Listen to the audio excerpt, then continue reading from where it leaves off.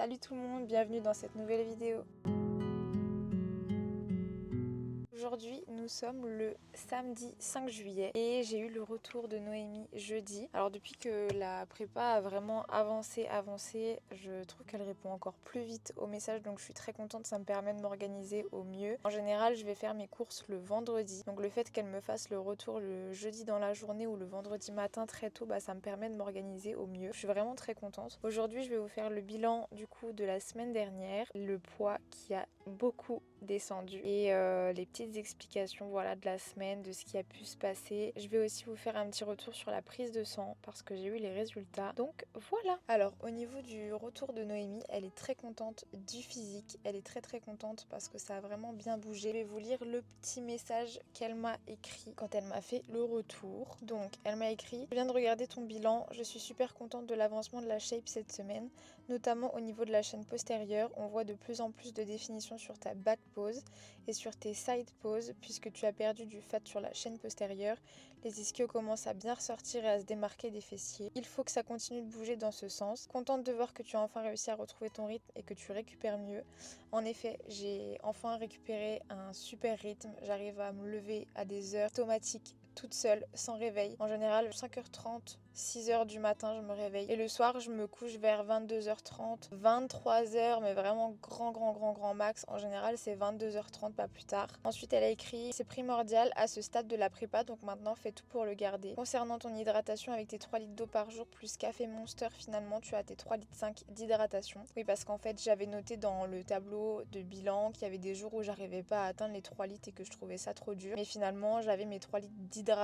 D'eau, j'avais pas 3 litres d'eau, mais par contre, avec tout ce que je buvais autour, entre le collagène, la boisson pendant la séance, la Monster, le café et tout, on montait super vite. Du coup, elle m'a donné une application à utiliser pour vraiment compter mes millilitres d'eau. L'application, ça s'appelle Water Reminder et en fait ça permet de vraiment calculer à chaque fois qu'on consomme une boisson, que ce soit de l'eau, que ce soit un verre, que ce soit une Monster ou autre. On le met dans l'application et ça calcule tout seul à la fin de la journée, donc au moins on n'est pas perdu. Et du coup, elle a noté: pas de changement sur la diète pour cette semaine, on va faire un dévolume sur les trainings cette semaine. Donc du coup, on ne change pas la diète, il n'y a rien qui bouge à ce niveau-là. Et le dévolume, en fait ça va être les mêmes séances, les mêmes entraînements, c'est juste qu'au lieu de faire 4 séries par exercice, je vais en faire uniquement que 2 ou 3 en fonction de ce qu'elle va mettre dans mon planning. Elle m'a mis en rouge les séries que je ne devais pas exécuter et ça permet déjà de raccourcir les séances, ça permet de mieux récupérer au niveau du système nerveux. Et par contre, on continue d'aller à l'échec, donc même si je fais que 2 séries par exercice, je vais à l'échec sur ma série. Donc voilà, donc elle a noté uniquement 2 séries par exo, mais tu gardes la même intensité que d'habitude. Donc à l'échec, je te mets en rouge dans ton carnet d'entraînement les séries que tu ne dois pas faire. Là, on augmente le cardio, donc elle a marqué: on passe à 4 fois 30 minutes de cardio. Donc on était à 20 minutes d'escalier après la séance, on passe à 30 minutes. Je vous avoue que j'avais un peu peur quand j'ai vu marquer 30 minutes d'escalier parce que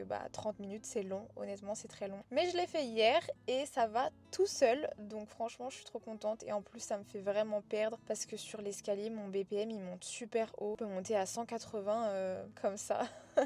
Donc vraiment à la limite de la crise cardiaque quoi. Et elle a marqué: si jamais tu n'arrives pas à le faire entièrement, tu fais plus de steps en pente inclinée sur le tapis. Mais ici il n'y aura pas de je le fais pas entièrement, je vais le faire entièrement, même si c'est dur, on va jusqu'au bout. Tout est question de mental. Donc on fait les 30 minutes, il n'y a pas d'excuse. Et elle a marqué du coup à bien respecter, attention, les steps sur les jours on et off. Sur les jours d'entraînement, je fais 6000 pas. Sur les jours de off, donc les jours où je ne vais pas à la salle, je dois faire 10 000 pas. Et il faut vraiment bien que je respecte ça parce que pour le système nerveux, pour pas faire de l'inflammation bêtement, de la rétention d'eau, etc., je dois vraiment respecter ce qu'elle m'a demandé. Et voilà, du coup elle a noté: dis-moi si c'est ok pour toi, courage pour ta fin de journée. Donc je lui ai dit qu'évidemment tout était ok pour moi. La diète n'a pas changé, donc moi ça me va très bien. Je préfère faire plus de dépenses que de baisser les calories. Surtout que quand on baisse les calories, forcément on a beaucoup plus faim, on a moins d'énergie. Et avec le travail que je fais, on est en période estivale, je fais beaucoup de drainage lymphatique, ça me demande beaucoup d'énergie. Et si j'ai pas assez de nourriture sur ma journée, forcément je suis fatiguée, je suis à 2 doigts du malaise. Ou voilà, faut vraiment que pour le moment on maintienne ça. Je vais faire le maximum pour pouvoir perdre au plus de calories avec les entraînements, avec le cardio, et qu'on puisse stabiliser ça, que le poids puisse descendre au fur et à mesure, mais qu'on évite de toucher à la diète. Évidemment, j'ai pas envie de descendre non plus trop bas. Ça, de toute façon, c'est elle qui va gérer et je lui fais entièrement confiance. Mais je suis contente qu'on touche pas à la diète cette semaine et plutôt à la place qu'on augmente le cardio. Moi, ça me va très bien. Je suis plutôt de la team augmenter les dépenses. Donc voilà au niveau du bilan de Noémie. Donc comme je vous ai dit, elle est très contente. Au niveau de la prise de sang, j'ai eu les résultats avant-hier et tout va très bien.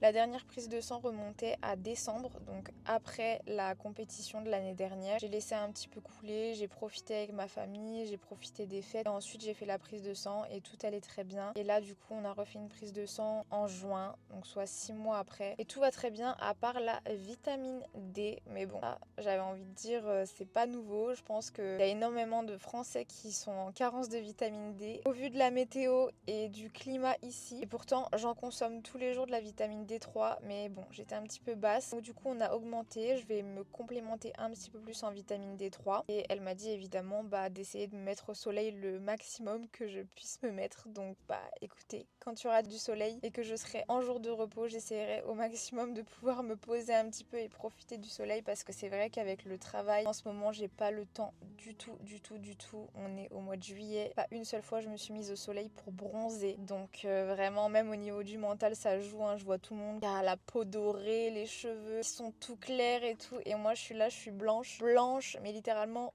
toute blanche. Même à la salle, je vois plein de personnes qui sont bronzées. On voit grave les définitions des muscles et tout. Et moi, je suis... Je suis un fantôme quoi, donc bon, j'espère que je vais pouvoir prendre un petit peu le soleil et me complémenter du coup en vitamines. Aujourd'hui du coup ça sera séance push et regardez ce que j'ai reçu. J'ai commandé le nouveau pré-workout électro. Celui-ci du coup c'est l'édition limitée Dragon Ball Z.